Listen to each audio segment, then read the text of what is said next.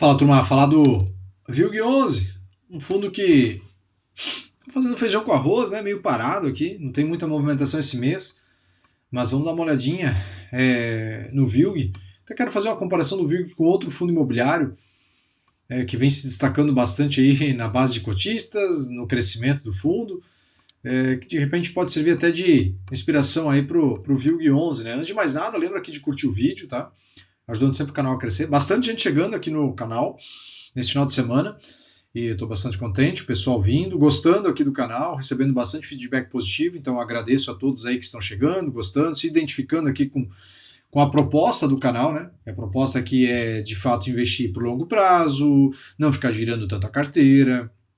Esse é o objetivo aqui. Eu sei que tem gente que gosta de buscar ganho de capital de médio e curto prazo, mas esse não é o meu intuito aqui, mas obviamente eu respeito quem busca um pouquinho diferente, né? Tem ideias diferentes, né? E também tem o meu relatório, os 26 FIs para você ter em carteira. Tenho recebido bastante comentários positivos, recebi agora recentemente também, o pessoal comprou esse final de semana o meu relatório. Bom vídeo, né? Mas interessante fui saber que é uma cidade chamada Timbó.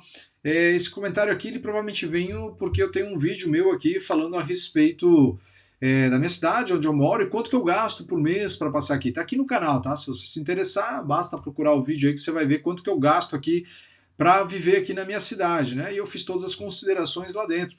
E aí essa pessoa aqui, esse senhor aqui, ele procurou a cidade aqui, gostou aqui, né? E principalmente, né? Agora vou ler o relatório. Ele comprou. Depois disso ele voltou aqui, leu o relatório e voltou. Ele botou até aqui, ó, editado aqui, que ele botou aqui, né? Gostei do relatório, muito bom o resumo. É um relatório que está de fato resumido para facilitar a vida de vocês, né? Para vocês olharem esse relatório e dizer assim, dá para comprar isso aqui que se encaixa ao meu perfil, no caso ao perfil de vocês, né? Aqui também, né? O rapaz comprou aqui, descobri, a pessoa comprou, né? Descobri o canal recentemente, fiquei surpreso com a qualidade dos vídeos e a coincidência por pensar de forma semelhante. Parabéns aqui pelo material que já adquiri também, relatório de FIs e ETFs. Adquiri os dois, né? E ele perguntou aqui, né? Por acaso você tem seus vídeos onde eu compartilho a minha carteira? Algum vídeo aqui? Não, eu não tenho, tá? Eu não compartilho aqui, porque cada um tem a sua estratégia, a sua forma de tocar, né? Então, compartilhar muitas vezes a carteira aqui faz simplesmente com que as pessoas busquem, né? Copiar sem entender. E aí, de repente, o mercado se estressa um pouco, a pessoa se desespera.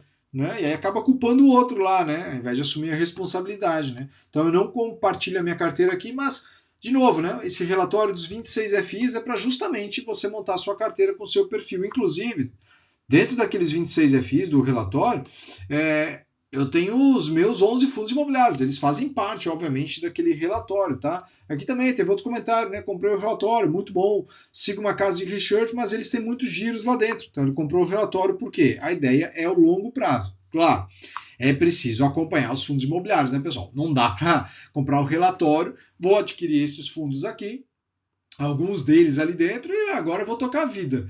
Claro que você vai tocar a vida, mas acompanhando, né? Tanto é que eu vou fazer uma atualização em breve de novo do relatório. E aí, você que já comprou, custa R$ 29,90, pagamento único, tá? Você que já comprou, você baixa essa atualização sem pagar mais nada por isso, tá? Então é um acompanhamento que eu, querendo ou não, vou dando, né?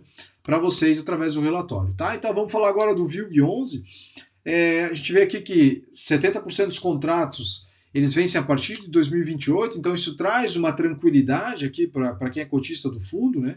Só tem que lembrar que 91% dos contratos aqui são típicos.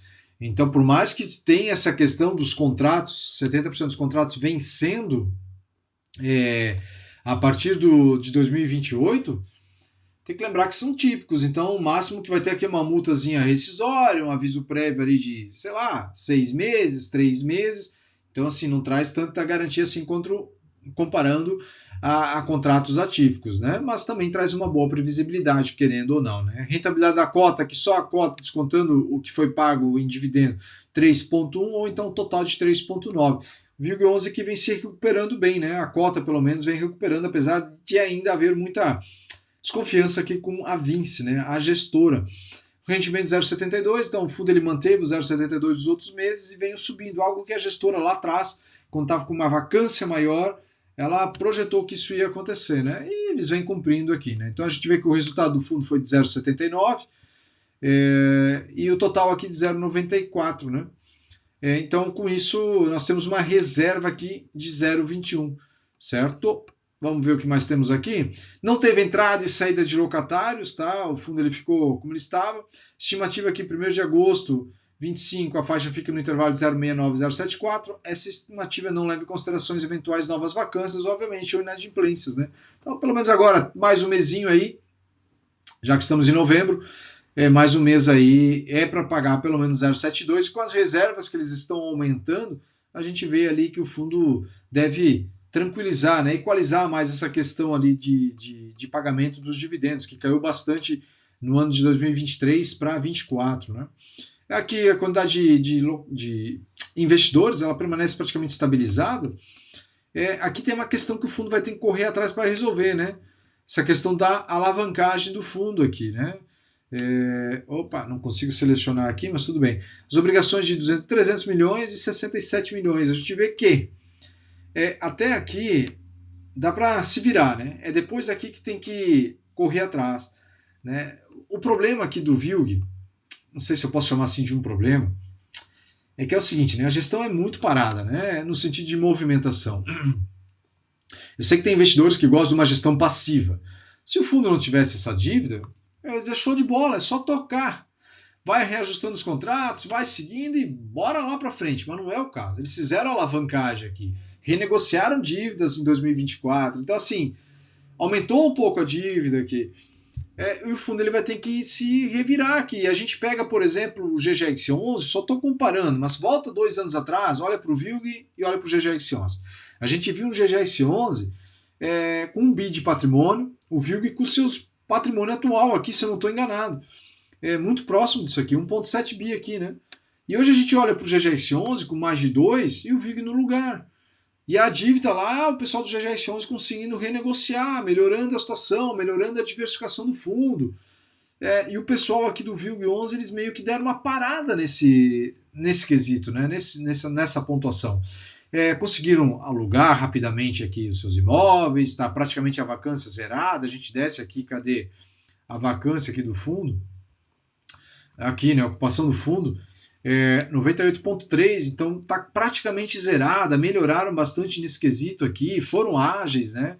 Mas em questão de crescer, o VILG ele está ficando para trás comparado com os pares. O que é o VILG nos pares lá atrás? Quando eu falo lá atrás, 22, 23, era comparado ao XPLG, era comparado ao HSML, eles estavam todos juntos ali, né? O HSML também, HSLG, perdão, também ficou um pouco para trás ali, né?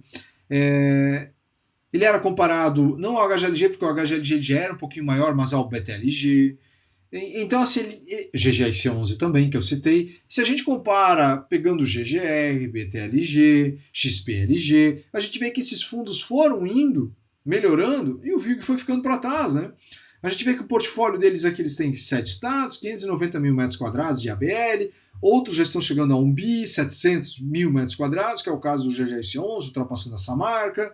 E a gente vê aqui que eles meio que deram uma travada nesse sentido. Tem uma boa diversificação de locatário, tem a Tokstok aqui concentrando 8%, né, mas o restante aqui trazendo uma boa diversificação, perfil de locatários diferentes aqui dentro, que traz uma diversificação para a carteira do cotista. Né.